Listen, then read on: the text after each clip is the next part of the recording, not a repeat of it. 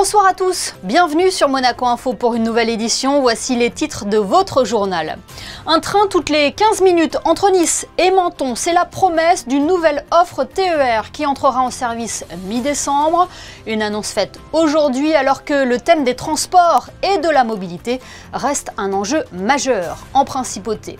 La communauté internationale, dont Monaco, s'engage à contrer la montée du niveau de la mer. Cette conséquence directe du changement climatique a été au cœur des débats à l'Assemblée générale de l'ONU, mais aussi à Nice, au Nice Climate Summit. Nous ferons le point avec Nathalie Ilmy, chargée de recherche au Centre scientifique de Monaco. Puis nous recevrons ce soir Jean-Christophe Maillot, le chorégraphe directeur des Ballets de Monte-Carlo, viendra présenter la saison 2024-2025 de sa compagnie, une saison qui mettra encore en valeur toute la diversité des styles chorégraphiques. Ceux qui ont emprunté la ligne Nice-Menton aujourd'hui ont peut-être vu une différence à quai, avec un train toutes les 15 minutes. Il s'agissait là d'une répétition générale, car cette mesure exceptionnelle a pour vocation de devenir pérenne, et ce à partir de mi-décembre. Cette nouvelle offre est enclenchée par la région Sud et son transporteur SNCF Voyageurs Sud-Azur, en partenariat avec la Principauté. Émilie Flamin et Lionel Bernardi vous expliquent cette nouvelle étape pour les transports régionaux. Chaque jour, ce sont entre 40 et 70 000 usagers qui empruntent la ligne Cannes-Menton. Et les passagers le savent, ce réseau est souvent saturé. Actuellement, on compte 65 trains avec une fréquence d'une demi-heure. À partir du 16 décembre, 5 trains de plus et toutes les 15 minutes. Lorsque on n'a plus l'horaire à la demi-heure, donc en gros, l'usager qui vise une heure précise, quand vous êtes au quart d'heure, l'usager vient sur le quai et puis il prend celui qui arrive. Donc on va avoir évidemment un meilleur étalement et puis il y aura plus de trains sur la journée, donc une capacité qui va l'emporter. On voit bien qu'aux heures de pointe, on a quand même besoin d'avoir une capacité sur le train qui s'arrête et qui repart plus importante. Tout ça évidemment va s'affiner, tout ça va se régler. En tout cas, ce qui est sûr, c'est que le 16 décembre, on a un véritable choc d'offres. Une augmentation de 75% de l'offre des trains régionaux, très importante pour la Principauté. C'est l'acheminement de nos travailleurs transfrontaliers tous les matins, tous les soirs, à destination et au départ de Monaco. C'est la fiabilité et la tranquillité des gens pour qu'ils soient sûrs d'arriver dans de bonnes conditions, que les employeurs soient sûrs d'avoir leurs salariés à la bonne heure dans leur bureau. Et donc tout ce dispositif, on doit vraiment le monitorer, le suivre de près. On doit avoir ce gage de fiabilité. Et donc si le réseau n'est pas fiable, l'usager ne va pas y aller facilement ou va prévoir un plan B. On ne peut pas tous les jours changer son plan de transport tous les matins. La charge mentale de ce qu'on doit gérer entre nos vies professionnelles, nos vies familiales, font qu'on doit pouvoir avoir un système, on va dire, de logistique qui est assez bien calé. En plus de la nouvelle fréquence des TER, les horaires seront étendus le samedi soir avec des trains jusqu'à 2 h du matin. À New York, la semaine de haut niveau de l'Assemblée générale des Nations unies se poursuit au siège de l'organisation internationale, tout comme les réunions plénières. Hier, la ministre des Relations extérieures et de la coopération, Isabelle Béraud-Amadei, a pris part à celle portant sur les menaces liées à l'élévation du niveau de la mer. Un dossier pris très au sérieux par la Principauté et de nombreux États, car ce phénomène pourrait entraîner le déplacement de près d'1 milliard de personnes d'ici 2050. Isabelle Béraud-Amadei est intervenue lors de cette réunion pour porter la voix de Monaco et réaffirmer ses engagements. Elle revient sur les enjeux de ce rendez-vous et l'urgence à agir au micro d'Alexandra Pani. L'élévation du niveau de la mer, c'est un phénomène qui est véritablement lié au changement climatique. C'est un phénomène qui ne concerne pas uniquement que les petits États insulaires, mais qui nous concerne tous. Alors bien évidemment, aujourd'hui, à l'occasion de cette réunion, nous avons entendu principalement les dirigeants de ces petits États insulaires qui subissent directement les conséquences de l'élévation du niveau de la mer, des conséquences dramatiques. Mais c'est un phénomène qui ne concerne pas que les îles du Pacifique. Même en Méditerranée, nous subissons ses conséquences. Monaco a un espace maritime qui est 36 fois plus grand que son territoire terrestre, ce qui démontre bien que nous sommes nous aussi sensibilisés sur cette thématique. Donc l'objet de mon intervention aujourd'hui, c'était de dire qu'effectivement, il faut agir, il faut prendre conscience du phénomène et agir à la fois en s'adaptant et en luttant contre le changement climatique. Nous avons réitéré donc l'objectif de réduction des gaz à effet de serre et également en s'adaptant et en permettant, en finançant des programmes qui permettent de s'adapter au mieux contre ces changements. Les catastrophes naturelles, malheureusement, à laquelle tous les pays sont confrontés, sont une preuve que le changement climatique, nous le subissons de plein fouet. Et s'il y a encore des sceptiques, eh bien, je les invite à venir écouter justement ces dirigeants de ces petits États insulaires qui subissent au quotidien ces conséquences avec des déplacements de population, une insécurité alimentaire et véritablement une vraie menace pour leur survie et leur existence. Et toujours dans le cadre de sa participation à l'Assemblée générale des Nations Unies, Isabelle Béraud-Amadei a rencontré la vice-premier ministre et ministre des Affaires étrangères de la République du Kosovo, Donika Järvala-Schwarz. Les deux ministres s'étaient déjà rencontrés à Monaco en janvier dernier. Lors de cet échange à New York, il a été évoqué la candidature du Kosovo au Conseil de l'Europe, bloquée pour l'heure par certains États membres comme la Serbie. Donika Järvala-Schwarz a également partagé la volonté de son pays d'étendre la langue française et d'élever le statut du Kosovo au sein de l'Organisation internationale de la francophonie. Nous parlions en début de journal de l'élévation de la mer. Elle devrait être de 20 cm entre 2020 et 2050, une conséquence directe du réchauffement climatique, un thème d'action prioritaire qui a été grandement abordé par les chefs d'État et de gouvernement à la tribune des Nations Unies, dont son Altesse Sérénissime, le Prince Albert II. Pour développer ce problème majeur de notre époque, nous sommes en duplex avec Nathalie Ilmy. Bonsoir. Bonsoir, Émilie. Vous êtes à New York actuellement pour suivre les débats de l'Assemblée générale de l'ONU. Nous avons pu grandement le constater. L'objectif de développement durable numéro 13 sur la lutte contre les changements climatiques et leurs répercussions ne cesse de mobiliser la communauté internationale. Oui, en fait, c'est vraiment très important qu'on arrive à voir tous les messages qui soient portés. Là, je participe à la New York Climate Week. Et on a énormément de représentants du secteur privé, notamment des financiers, qui sont là. Les besoins de financement pour l'atténuation et l'adaptation sont évidemment énormes parce que l'impact du changement climatique va avoir des répercussions économiques de plus en plus importantes. Alors, en tant que membre du GIEC, Nathalie Ilmy, quelles sont les dernières données que l'on dispose ? Le changement climatique continue à augmenter, les impacts sont là. On remarque, oui, les températures augmentent, mais ça, c'est moins flagrant, on va dire, parce que ça prend du temps à impacter. En plus, régionalement, ce n'est jamais le même type d'impact. Il y a des régions qui se réchauffent, d'autres qui se refroidissent, mais globalement, on a dépassé le 1,1 degré Celsius. Et ce qu'on voit surtout, ce sont les événements extrêmes qui sont de plus en plus présents. Les vagues de chaleur extrêmes, autant marines que terrestres, les cyclones, les feux, tout s'amplifie en réalité.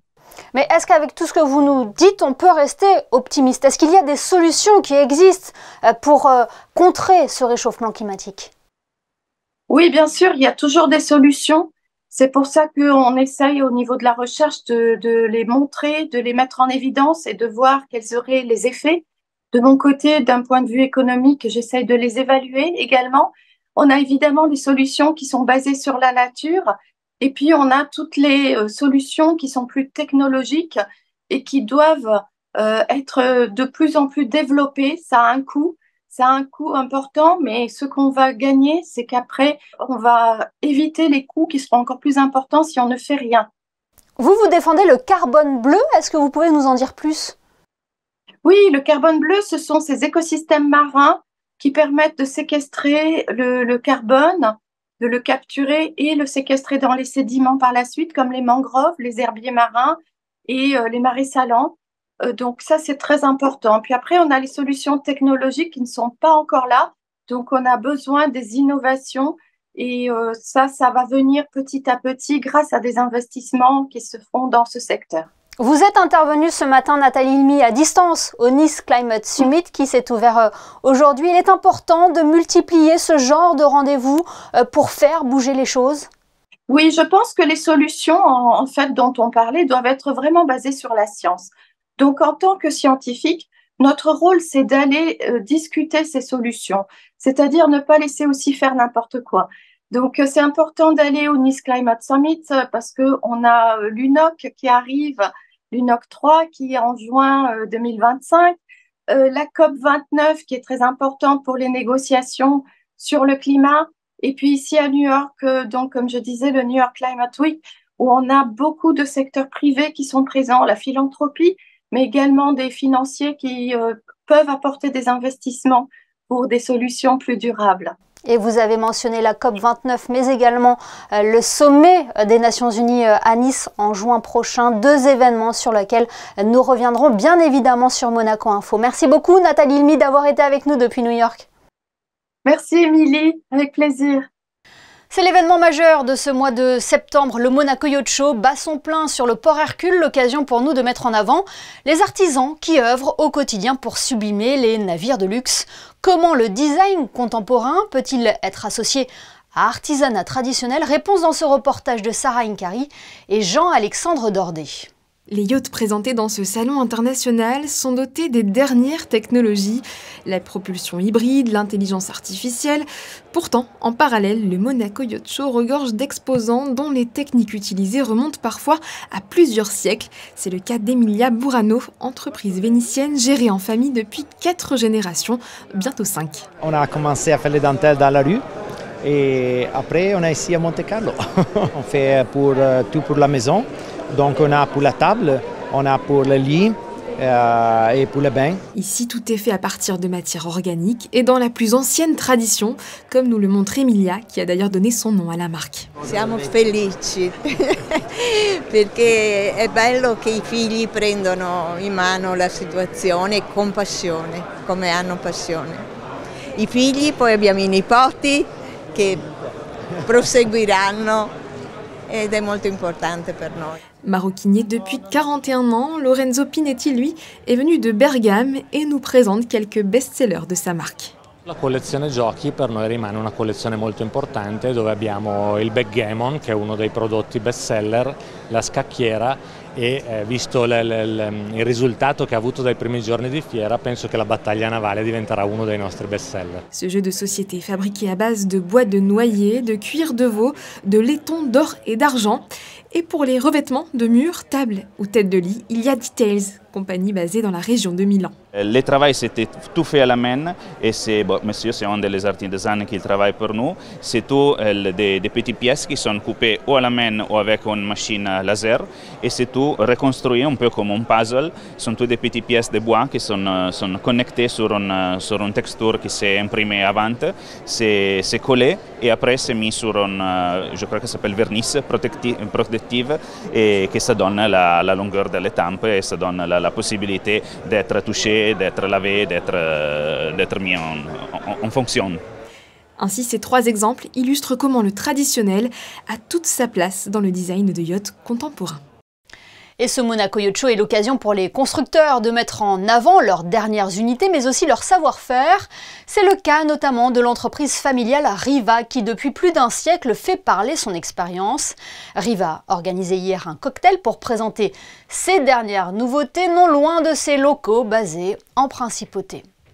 Il est temps à présent d'accueillir notre second invité. Il s'agit du chorégraphe directeur des ballets de Monte Carlo. Avec lui, nous allons évoquer la programmation de la saison 2024-2025 de la compagnie qui propose une grande diversité de styles chorégraphiques. Bonsoir Jean-Christophe Maillot. Bonsoir. Le point commun entre tous les spectacles proposés cette saison, c'est l'excellence des artistes et l'originalité des chorégraphes? J'oserais dire j'espère, et c'est ce à quoi on s'attache à chaque fois. Effectivement, cette année, il y a une belle diversité. On a mis beaucoup l'accent sur la création, on a beaucoup de nouvelles productions et on a un Monaco Dance Forum qui est assez riche aussi. Donc effectivement, on va avoir la possibilité de voir à Monaco une large palette de l'art chorégraphique international. C'est ça que vous avez voulu mettre en valeur cette année ? Oui, mais je garde toujours en mémoire que il faut offrir à Monaco l'équivalent d'une capitale telle que Paris, New York ou Londres, et que le public ait la possibilité de faire face à la richesse et à la diversité des propositions chorégraphiques dans le monde. Et je crois que c'est en fait une espèce de guide permanent dans ma tête pour chaque année offrir ce qui me semble être le plus intéressant au moment même au public. Oui, cette année encore, le programme ne devrait laisser personne indifférent. Donnez-nous un peu l'eau à la bouche. Ah bah l'eau à la bouche, j'ai envie de vous dire, il faut déjà venir voir effectivement le Monaco Dance Forum, où on va avoir la chance de voir un spectacle d'Akram Khan, on va pouvoir voir le spectacle de Peeping Tom, qui est un spectacle très déconcertant, on va pouvoir cette compagnie norvégienne qui présente un travail aussi très étonnant avec Joe Stromberg. Bien sûr, il ne faut pas rater la Mégère apprivoisée au mois de décembre au Grimaldi Forum, que j'ai créé il y a 10 ans, on fête le 10e anniversaire de cette création. Comme je l'ai tout le monde le sait maintenant, retirer la licence au ballet du Bolchoï en Russie. Nous en sommes les seuls détenteurs et donc vous aurez l'occasion surtout de venir voir alors une nouvelle génération de danseurs dont j'aime la citer parce qu'elle nous a tous éblouis. La petite mentonnaise Juliette Klein qui fait pour la première fois le rôle de Katharina dans La Mégère apprivoisée. Et rien que pour ça, je vous garantis que ça vaut le coup de faire le déplacement. La compagnie des ballets de Monte-Carlo repartira en tournée aussi cette année avec des dates prévues, pour en citer quelques-unes, à Cuba, au Mexique ou en Chine. Hein. Voilà, on part au Mexique dans plus d'une semaine, en deux semaines environ. On va au grand festival Cervantino de Guanajuato. Ensuite, on ira effectivement à Cuba pour présenter Coremeu, que nous avons fait à la fin de la saison dernière dans les Pouilles, dans son lieu d'origine. Et puis, nous irons effectivement aussi en Chine, au festival de Shanghai, avant d'aller l'année prochaine à Florence, puis à Paris, événement. Nous serons au Théâtre de la Ville, le temple de la danse contemporaine qui accueille les ballets de Monte-Carlo cette année. C'est un événement en soi et on en est tout à fait heureux. Et on l'entend dans votre voix, Jean-Christophe Maillot, les ballets sont heureux de retrouver leur public. Hein. On sent un petit peu une impatience quand même. Bah oui, ça fait maintenant 32 ans, hein, ça me donne un petit coup de vieux, mais je suis tellement fier finalement qu'on ait réussi au fil de toutes ces années à avoir créé un répertoire. J'ai vraiment parlé d'un répertoire chorégraphique auquel le public est attaché. Je me rappelle qu'il y a 30 ans, quand j'avais dit que j'allais faire mon premier Roméo et Juliette et que j'allais le donner 5 soirs de suite, on m'avait fait des commentaires en disant « Mais comment vous allez refaire le même spectacle 5 fois ?» Roméo et Juliette, pour vous donner une idée, aujourd'hui, on l'a donné plus de 340 fois dans le monde. Il a été donné dans plus de 25 compagnies ailleurs. Et le public, aujourd'hui, quand on le présente, est toujours présent. Donc, je pense qu'il y a une amitié, une profonde relation de tendresse entre le public monégasque et des alentours et les ballets de Monte-Carlo. Et ça nous réjouit beaucoup, oui. Et cela nous réjouit également de vous avoir sur notre antenne. Merci beaucoup Jean-Christophe Maillot de nous avoir fait l'amitié d'être avec nous sur Monaco Info. À bientôt. Dans le reste de l'actualité en bref et en images, l'association des Amis de l'Orchestre Philharmonique de Monte-Carlo est de retour avec son cycle de conférences baptisé M&M Musique et Monaco, une longue histoire d'amour. Le dernier rendez-vous organisé ce jeudi à l'Auditorium Régnier 3 était intitulé « Un chef-d'œuvre né à Monaco, l'Opéra Garnier » et a relaté la construction de cette salle mythique. Prochaine date de ce cycle, le 24 octobre prochain. C'était le 26 septembre 2009, Monaco officialisait son jumelage avec la commune de Luciana en Corse, un rapprochement que l'on doit, vous le savez, à Sainte Dévote, sainte patronne de la principauté et de l'île de Beauté. Le prince Régnier III, mais aussi le prince Albert II et la princesse Charlène se sont déjà rendus à plusieurs reprises à Luciana, marquant ainsi cette belle et riche amitié et ce jumelage qui célèbre donc aujourd'hui ses 15 ans. C'est un accompagnement plus que bénéfique pour les élèves et qui peut se réaliser dès la rentrée. Le soutien scolaire est apparu comme une solution efficace pour l'aide aux devoirs et l'enseignement, un soulagement aussi pour les parents parfois débordés. À Monaco, un centre spécialisé vient d'ouvrir ses portes. Il s'adresse aux élèves de primaire et aux collégiens. Le reportage de Sarah Incari et Olivier Bonello. Ivoire, voirie. Très bien. Qu'est-ce que ça veut dire, voirie? Tu sais ce que ça veut dire? Non. À partir du CP, les élèves ne peuvent y échapper. Nous parlons ici des devoirs à faire à la maison. Si pour beaucoup d'entre eux, cela représente une corvée, c'est aussi souvent un moment redouté par les parents. Pour faciliter la vie de tous, il existe désormais Excello Center, un centre de soutien scolaire situé à quelques pas du collège-lycée FANB.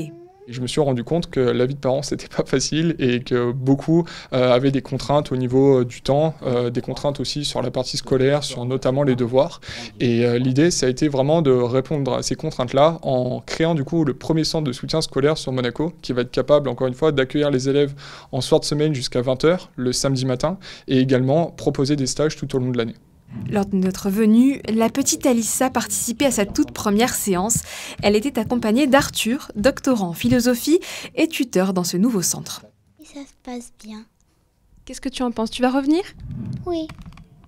Et pour moi, c'est une occasion très chouette en fait, d'être au contact des élèves, de découvrir des enfants, d'adresser des problèmes qu'ils peuvent avoir et de les suivre dans leur scolarité au quotidien, dans leurs besoins qui soient très spécifiques par rapport aux devoirs et aux leçons qu'ils abordent au quotidien, et aussi sur un plan plus personnel par rapport à leurs projets, par rapport aux problèmes qu'ils peuvent avoir, aux difficultés, et s'assurer qu'ils soient épanouis et en forme au quotidien dans leur cours. Excello Center peut accueillir simultanément une vingtaine d'élèves de primaire et de collège issus de Monaco ou des communes limitrophes dans ses locaux spacieux de 150 mètres carrés. On propose du coup deux types d'offres, les offres avec et sans engagement. On incite les familles à nous rejoindre sur la partie engagement pour la simple et bonne raison. L'idée, ça va être vraiment de les accompagner tout au long de l'année. Notre tuteur va être là vraiment tout au long de l'année pour les accompagner. Nos premières offres commencent à partir de 17,50 € de l'heure et elles comprennent 1 heure de tutorat et 2 heures d'aide aux devoirs par semaine, ce qui fait 50 € par semaine et 200 € par mois.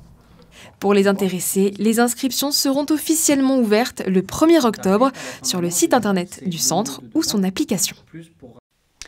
Cela fait maintenant 1 an et demi qu'une clinique spécialisée dans l'esthétique a vu le jour au Gildo Pasteur Center. Son nom, la clinique Monte Carlo.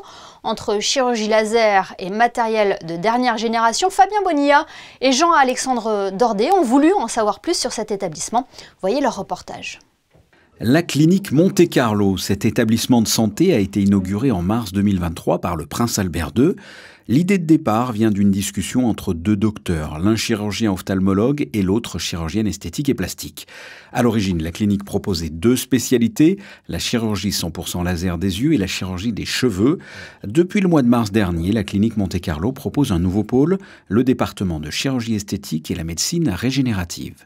On a cherché les meilleurs chirurgiens et on a de très très bons chirurgiens esthétiques. On a 2 chirurgiens esthétiques, Dr Montoneri, professeur Trevisono, qui vient de Paris et qui vient de Rome. Au niveau capillaire, notre directrice médicale qui a des qualités exceptionnelles et qui était un chirurgien cardiaque et qui s'est reconverti dans la chirurgie capillaire. Nous sommes une petite équipe mais une grande famille. Donc nous travaillons tous ensemble dans les bonnes heures. On a des infirmières ainsi qu'un pharmacien, ainsi que des chirurgiens compétents. On essaye toujours de donner le maximum. Nous sommes à la pointe avec toutes les technologies, avec toutes les nouvelles molécules qui sortent sur les marchés. Et bien sûr, notre priorité, c'est que les clients soient satisfaits. Cet établissement possède des cabinets de consultation, 3 blocs opératoires, 2 chambres, sans oublier le matériel et les technologies à la pointe. La clinique Monte Carlo fait appel à des experts dédiés à plusieurs spécialités, chirurgie au laser des yeux, greffe de cheveux, lifting du visage et du cou, chirurgie des seins, des fesses, liposuction, rhinoplastie ou encore chirurgie intime. Une multitude de spécialités au sein de cette clinique Monte Carlo. Ce qu'on propose aujourd'hui le plus, c'est les interventions classiques, la prothèse mammaire, la liposuction, le rajeunissement du visage. Aujourd'hui, de plus en plus, même si avant elle avait été un peu bannie par la chirurgie esthétique, c'est les prothèses de fesses. Et c'est pour ça que d'ailleurs c'est très à la mode, les fesses rebondies, les fesses plus grosses. Et aujourd'hui, grâce à cette nouvelle technique, les prothèses de fesses deviennent une des interventions pratiquement les plus pratiquées au monde, toujours derrière les prothèses mammaires qui sont indétrônables. Mais aujourd'hui, ça devient de plus en plus fréquent. Les rendez-vous, les consultations, les opérations traditionnelles et les suivis sont effectués sur place, mais dans le cadre d'opérations plus longues, les patients sont opérés dans de nouveaux espaces entièrement dédiés à la clinique Monte Carlo au sein de l'IM2S. Une vente aux enchères de véhicules réformés ou réquisitionnés sur la voie publique aura lieu le 17 octobre prochain à la salle des ventes du Victoria à Monaco. Les visites des voitures et des deux roues peuvent s'effectuer du lundi 14 au mercredi 16 octobre. Toutes les modalités sont à retrouver sur le site monservicepublic.gouv.mc. Avant de clore ce journal, jetons un coup d'œil à vos prévisions météo avec vous, Sarah Inkari. Bonsoir Sarah. La grisaille sera-t-elle d'actualité pour la journée de vendredi ? Bonsoir Émilie, bonsoir à tous. Bonne nouvelle, la réponse est non. Le soleil fera son retour et aucun nuage ne devrait venir entacher le ciel. Du côté des températures, elles remonteront forcément et nous profiterons d'une vingtaine de degrés le matin et de 24 degrés l'après-midi. Seul bémol à noter, le vent annoncé avec des rafales pouvant aller jusqu'à 55 km/h. Enfin Émilie, un coup d'œil sur le calendrier pour vous dire que nous fêterons ce vendredi les Vincent. Merci Sarah et merci à vous de nous avoir suivis. On referme ce journal avec les photos de Manuel Vitalier. Cette journée test avant le lancement mi-décembre de la nouvelle offre de transport TER qui devrait ravir les usagers de la ligne Nice-Menton. Demain, retrouvez Christophe Paco à la présentation de votre JT. Excellente soirée à tous sur Monaco Info.